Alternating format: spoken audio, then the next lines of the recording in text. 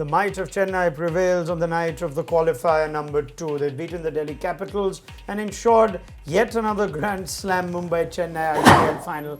147 was never going to be enough with the experience that they had. Shane Watson's experience came in handy yet again.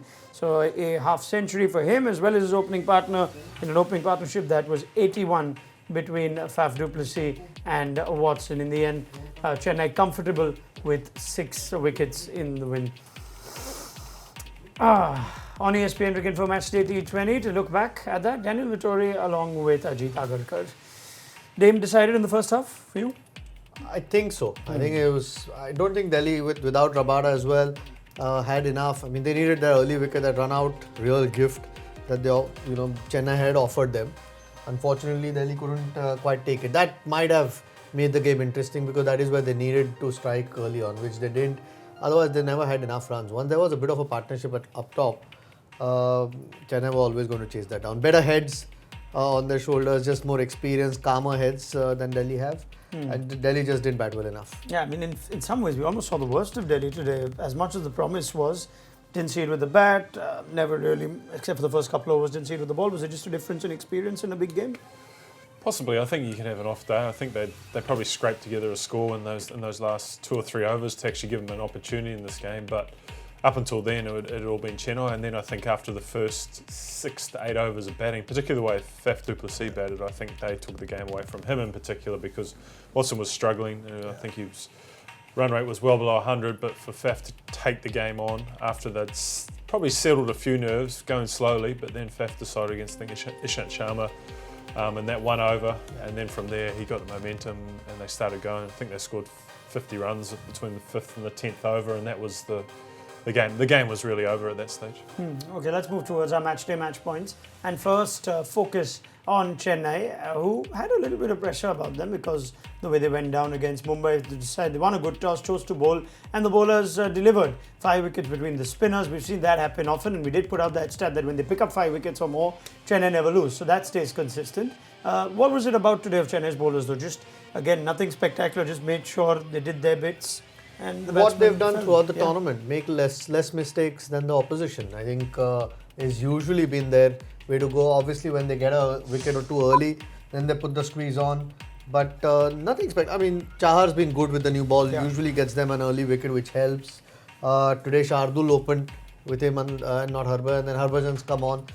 It's just poor batting. I think Delhi should have learned a lesson from their Hyderabad game the other night. 160 was a bit difficult to chase. I mean, they got to 147 and Chennai chased it in the 19th over. So that perhaps was an example of where they had to get to. I mean, and they weren't quite good enough on the day. Six frontline batsmen, and then Akshar Patel and Kimo Paul who can hit the ball. So with that kind of batting lineup, you have to get to 160, 170. Then you can put the opposition under pressure in spite of a partnership. You go with that? They didn't quite assess exactly what pace to go about the series? Possibly, but more that focus on Chennai. I think Chennai do those simple things so well. I think if you look at them as a team, there's no standout exceptional player apart from MS Dhoni. I think all the rest just contribute and do their job time and time again. And if you look at the way they bowl, they try and bowl good areas. They make the most of the pitch and the conditions that suit them.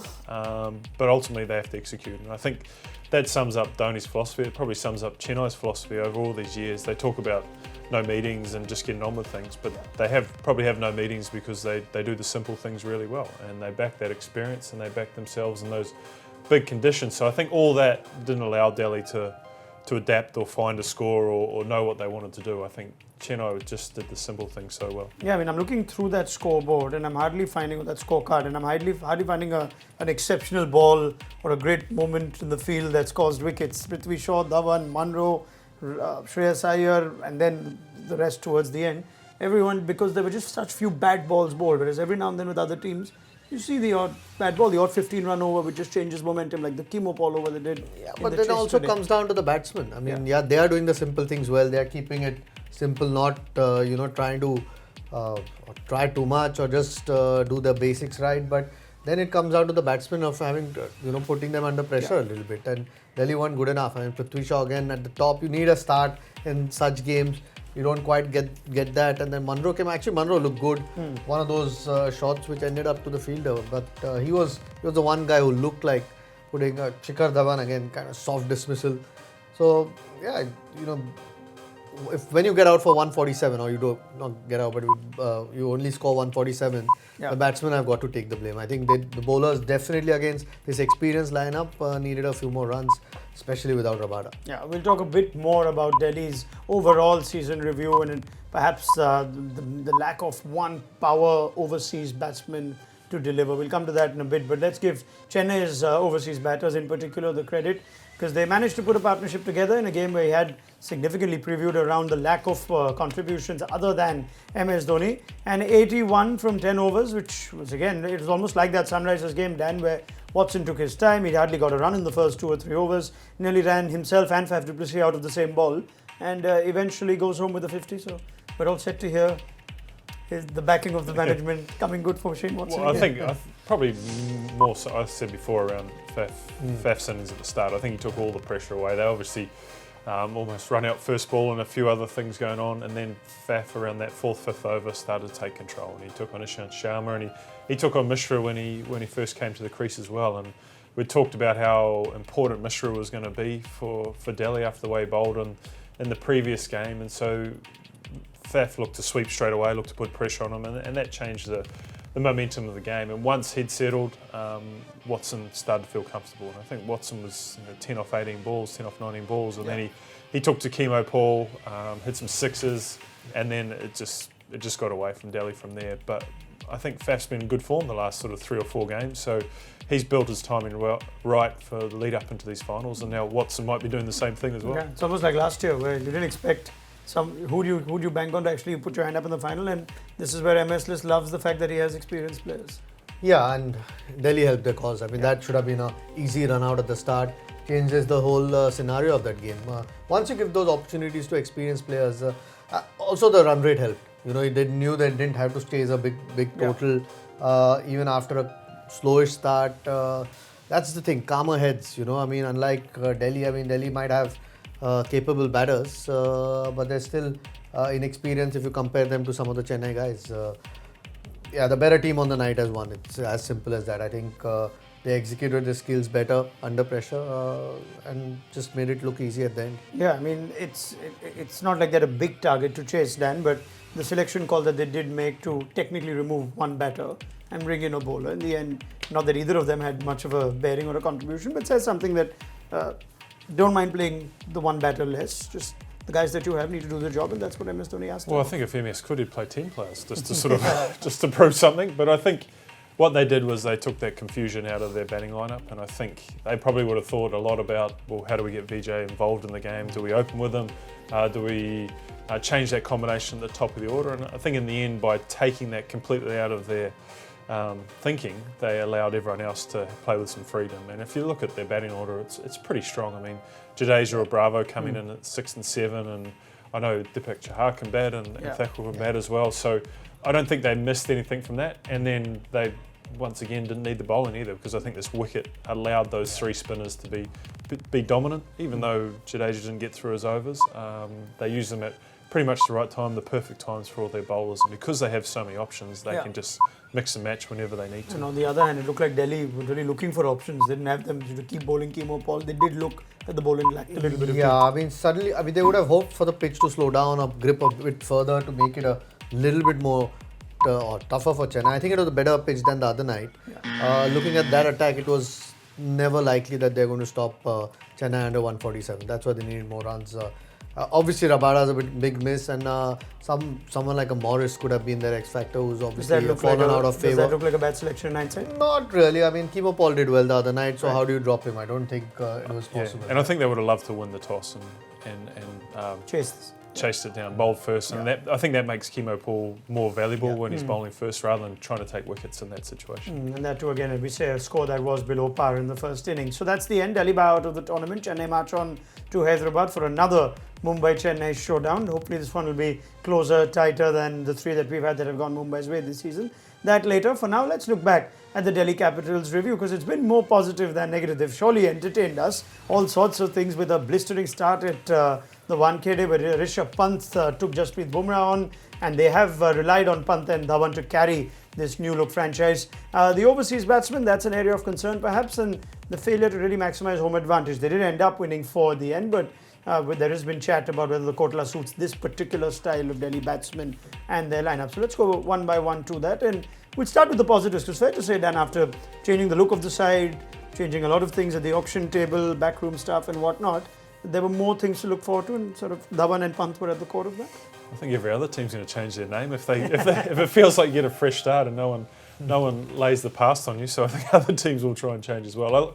Look, I think it was new ownership, or half ownership came in, so they wanted a fresh start, and a lot of the same returning players and a lot of the same coaching staff. But I think the difference was having Shikhar Dhawan at the top, and I thought before the season it was a really good trade for both teams, and I think Shikhar, what he did was he allowed all those young batsmen to not be the focal point anymore, and it was all on Shikhar and his performances. And because he has so many good performances over so many years, he knew how to bat in that situation. I think he knew how to bat with those younger players, and he knew how to talk to them and get them through a lot of stuff. So I think that top 4 is an outstanding top 4 that could carry them for a number of years. But at this stage, I still think the critical element is Shikhar being involved in it. Okay, both Dhawan and Pant among the leading run scorers for Delhi Capitals this season. 521 to Dhawan and 488 to Pant. That strike rate was probably beefed a little bit midway through the season when Ricky Ponting said Dhawan needs to bat at more than 120 in strike rate. We thought at the start of the season that the Sunrisers had the better of that trade, getting 3 players in for Shikhar Dhawan, but he's proved his worth in more than reasonable way to the other way around. Yeah, I think I thought Sunrisers had the better of the trade. I think Shikhar started the tournament slow as well, just not just in terms of strike rate, but in terms of runs as well. So, but he's stepped up.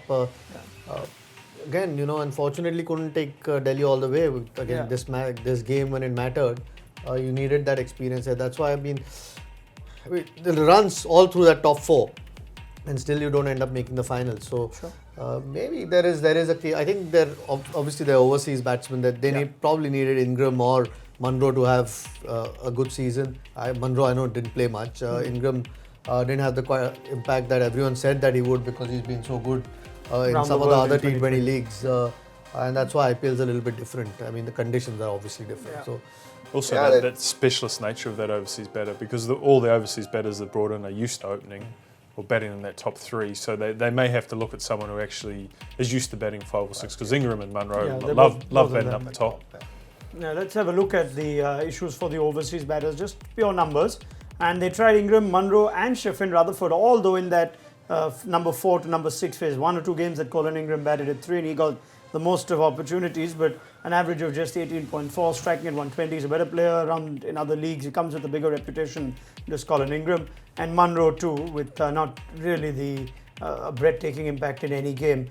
If you look at those names as well, Colin Munro is a world-class T20 player in his international. So other than that, they're hoping someone comes good. They need to go back to an auction table, Dan, and find a proper top opening batsman, international, anyone that you could think around that would fit this Delhi lineup, batting 4, 5, 6? Well, I think that Shafin Rutherford they do have high hopes for him. I think they used him in an interesting way, batting 7. I think when you're a young batsman, you want to know your role more often than not. And if he could slide into a number 5 position, then that could be something for them. I think they're concerned about the amount of left-handers they have, and that could change their strategy as well, whether they want to go left, right the whole way through, because I think currently they had 4 of the top 6 or 7 were left-handers, and that maybe kept shifting Shafin Rutherford down.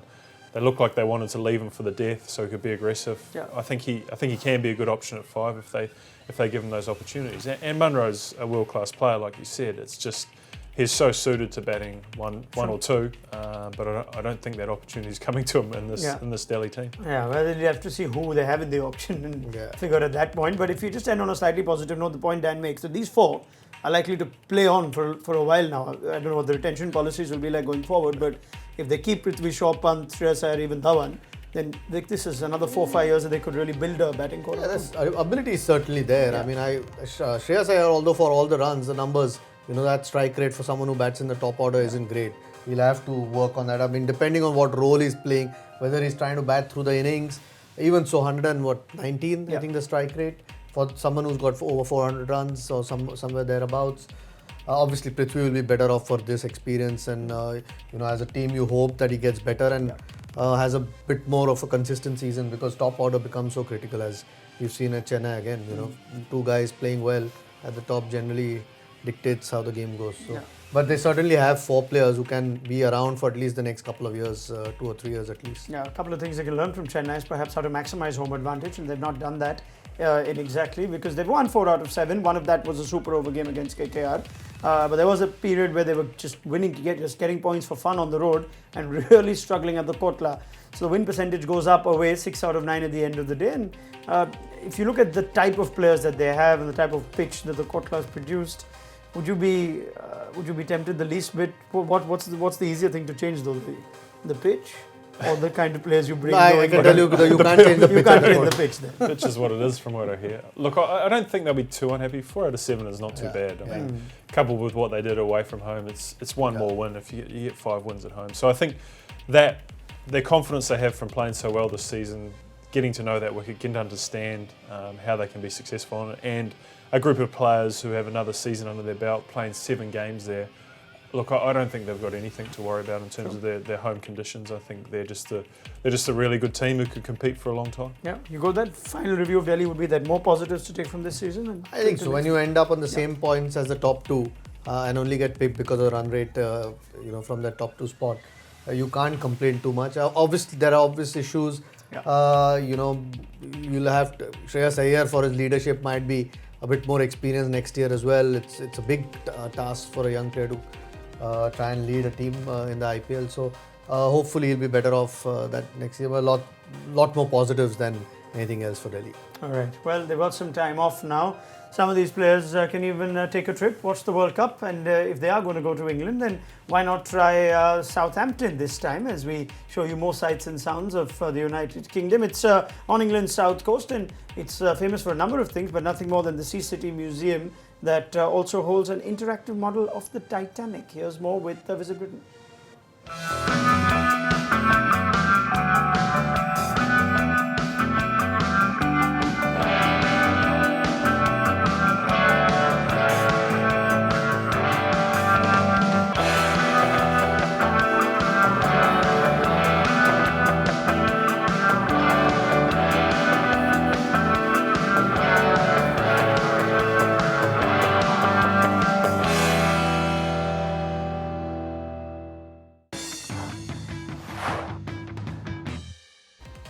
There's a lot of history associated with Southampton. So this is unlike some of the other videos that we've shown you, where the delights of the delicacies on the food table are how we sign off. But it's got its own charm, Southampton. Of course, have you ever been to the Sea City Museum? It's a nice place to go with Raj, not. perhaps. Yeah, actually he's been. Raj has been. Your son's been Yeah, there. when they toured, I think, if I'm not wrong. Yeah.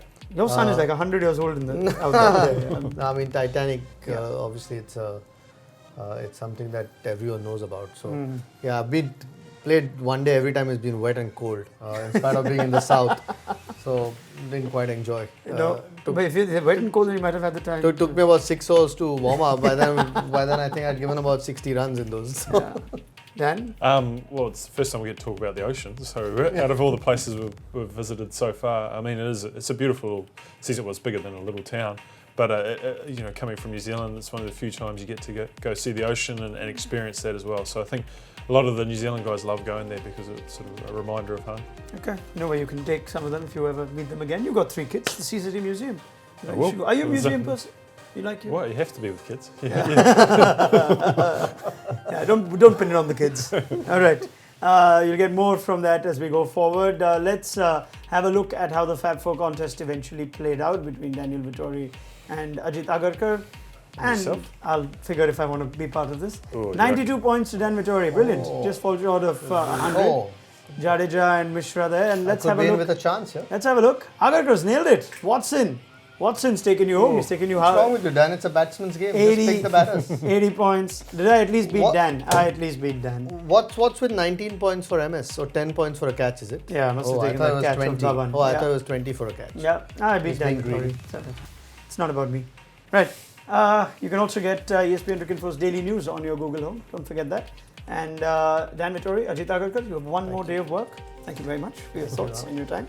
We look forward then for your company as well for the El Clasico of the IPL. That's Mumbai Indians against CSK. It's a fitting final.